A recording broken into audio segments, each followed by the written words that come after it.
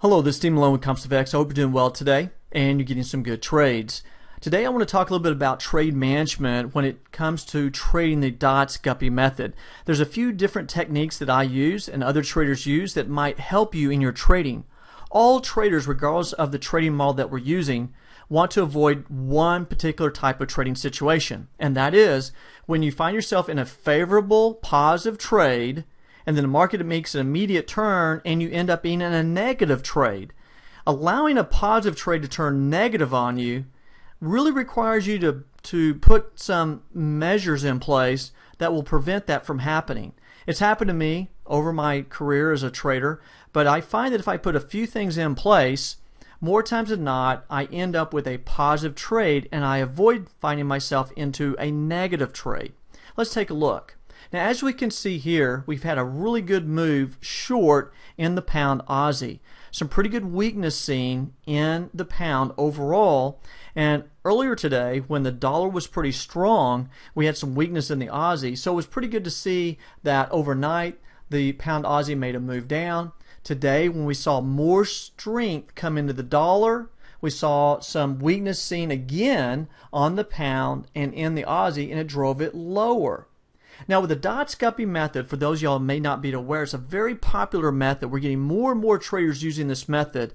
And honestly, I haven't seen so many traders pick up on a model in such short order and end up having a pretty good success rate with this method in such a short period of time. And the reason why that is the dots show levels of where to enter the market and where to exit the market, whether the market's working in your favor, having targets, or if the market moves against you, knowing at least where your initial stop loss is.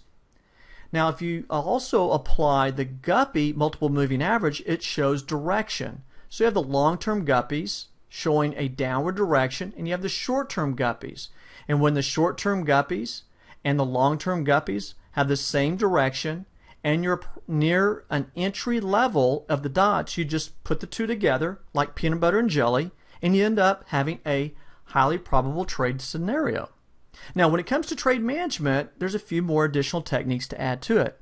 Now, for those of y'all who are not familiar with the dots Guppy method, go over to www.compassfx.com/dots to learn more about this method.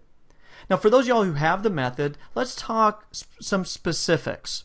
Now, any good trading model should include an initial stop loss.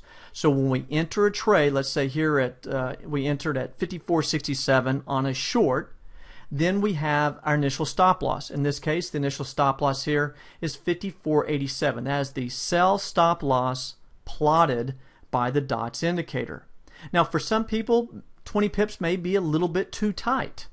In that case, what I would suggest you do is to look back from the entry level, go back about 4 to 8 bars, and find a previous high.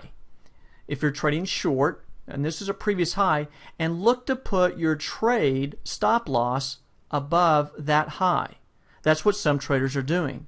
Or you put it beyond one of the multiple moving average here, like the 30 or maybe the 55. Whatever's comfortable with you, you want to at least have that stop loss in place just in the event that the market turns on you.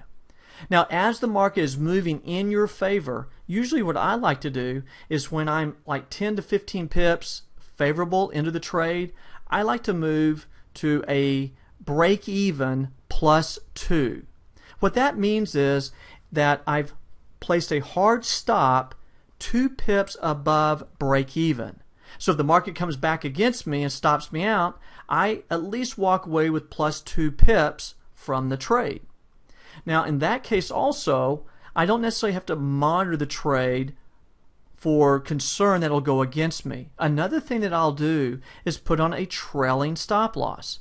Usually when the market starts getting around that sell target number 1 or the buy target number 1, I'll go in with a trailing stop loss. That way, again, I'm allowing the system to monitor the trade instead of me having to continually watch it. And I'm giving it some breathing room with a proper sized trailing stop. So in the event the market continue moving down, and let's say my target was the sell target number 2, I'm out at that level if the trailing stop wasn't too tight. Now, some cases though, based upon your trailing stop loss, the market's going to come back and it'll stop you out. Maybe not as good as if you just exit the trade at the sell target number 1. So let me add one additional thing that I do. When the market reaches the sell target number 1 or the buy target number 1, I have a tendency to scale out, take part of my position off. The reason why I do that is to capture some profit, also to reduce my exposure to the marketplace. And sometimes I've had it happen where it hits the target number 1 and then it immediately turns and goes back to the entry level. At least I took something out of the marketplace near that target level.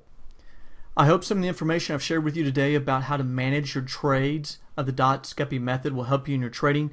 Y'all make it a good day, get some good trades. We'll talk to you next time. Bye-bye.